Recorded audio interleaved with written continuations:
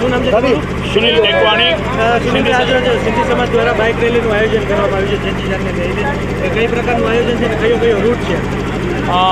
આયોજનમાં તો એવું છે કે આજે અમારા સાંઈજીનો 1074મો જન્મદિવસ છે.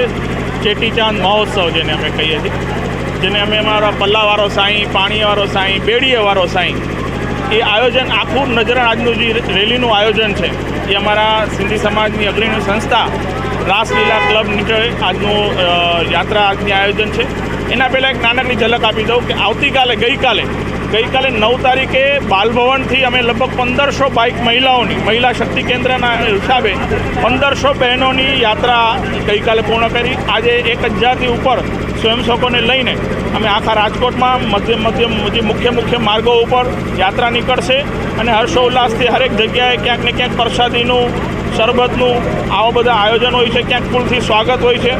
આજે અમારી વચ્ચે કેન્દ્રીય મંત્રી પરસોત્તમભાઈ રૂપાલા પણ આવી રહ્યા છે અને ઝંડી દેવા માટે આવી રહ્યા છે.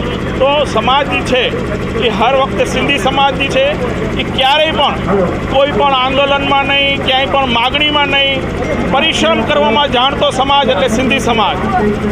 કેટલા વર્ષથી આ આયોજન આપની સાથે કેટલા આ છેલ્લા લગભગ આજે હું કહું તો 9 વર્ષથી રાસલીલા જે છે યાત્રાનું આયોજન કરી રહી છે અને આજે 1000થી વધારે સ્વયંસેવકો બધા કાર્યકર્તાઓ જોડા થશે.